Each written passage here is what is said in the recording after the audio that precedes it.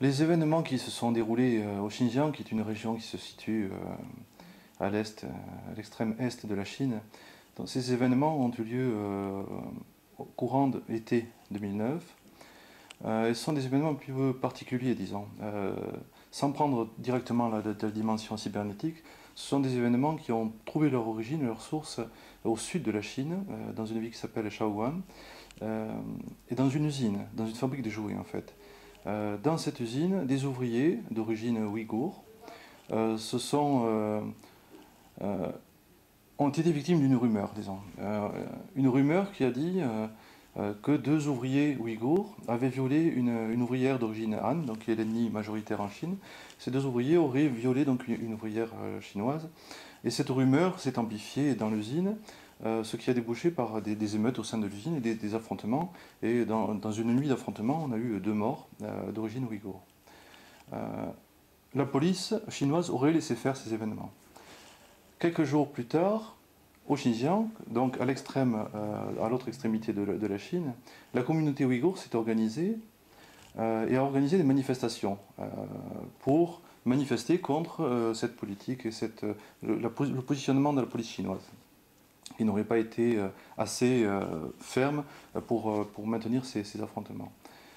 Cette manifestation qui a été organisée dans les rues de la capitale, à Urumqi, dans les rues de la capitale du Xinjiang au début du mois de juillet, a rapidement dégénéré en fait. Et donc d'une manifestation pacifique et pacifiste, on est passé à des affrontements dans la rue et qui ont fait rapidement de nombreuses victimes, puisque au cours d'une seule semaine en fait, on a eu 300 morts et 1200 blessés. Le cyberespace a joué un rôle majeur en fait. Un rôle majeur en ce sens que toute l'affaire a commencé dans le sud de la Chine sur la base de rumeurs qui ont été propagées sur Internet, qui ont été propagées via des applications de téléphonie mobile, etc. Et ensuite, les émeutes dans la capitale du Xinjiang auraient été organisées grâce notamment aux applications plateformes de communication qui permettaient aux manifestants de communiquer entre eux. Et ensuite, la diaspora ouïghour, qui se trouve à l'étranger, aurait contribué fortement à organiser cette manifestation, si on en croit les autorités chinoises. Et donc toute cette coordination des manifestations aurait été faite via le net, en fait, via les applications de communication. Ensuite, dans le déroulement de la crise elle-même, pendant les émeutes, les autorités chinoises nous disent que les émeutiers se seraient organisés et auraient été manipulés, coordonnés, notamment grâce au téléphone portable. Et ce qui aurait permis notamment ces opérations de type swarming, c'est-à-dire beaucoup d'émeutiers qui se regroupent à un endroit à un instant donné, qui agissent, qui tuent beaucoup d'individus et qui ensuite disparaissent. Donc tout ça aurait été organisé via les applications de téléphonie mobile. Les autorités, elles, de leur côté, ont organisé le retour à l'ordre et une partie aussi de la répression en utilisant aussi ces outils de communication et le net notamment, en diffusant de l'information bien particulière sur la région, en maîtrisant l'information sur la région, en coupant les communications aussi. Une grosse particularité de cette gestion de crise, c'est que d'un côté, les autorités ont joué l'ouverture en termes de communication. Ils ont invité beaucoup de journalistes étrangers qui sont venus dans des conférences de presse, qui ont pu voir ce qui se passait dans la ville, qui ont été invités à visiter des hôpitaux, etc., à voir les victimes. Donc il y a eu une grosse communication de ce côté-là. Et de l'autre côté, les autorités chinoises ont bloqué complètement les communications qui entraient et qui sortaient de la région.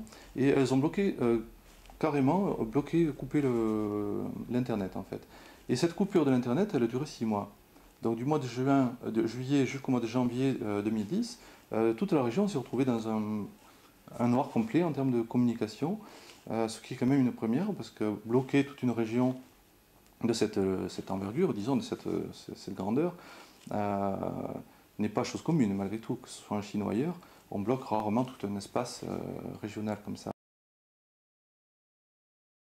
Je ne parlerai pas de cyberguerre dans cette confrontation, mais plutôt de guerre de l'information, puisqu'on a manipulé de l'information, on a agi via des réseaux de communication, mais il s'agissait de transmettre de l'information, de transmettre des consignes à des émeutiers, etc. On était plus dans une phase de guerre de l'information, de manipulation de l'information, du sens et des données, que dans une vraie cyberguerre au sens de guerre de hackers. Et d'ailleurs, quand en analysant ce qui s'est passé dans le cyberespace chinois à ce moment-là, c'est-à-dire est-ce qu'il y a eu des attaques d'activistes par exemple, est-ce qu'il y a eu des affrontements activistes comme on a pu le voir dans d'autres contextes, on se rend compte que sur les quelques 4000 sites défigurés au cours des 3 mois qui ont encadré cet événement, en fait, il n'y a aucune revendication spécifiquement liée à cette affaire. Donc il n'y a pas eu d'impact en termes d'activisme particulier. Voilà.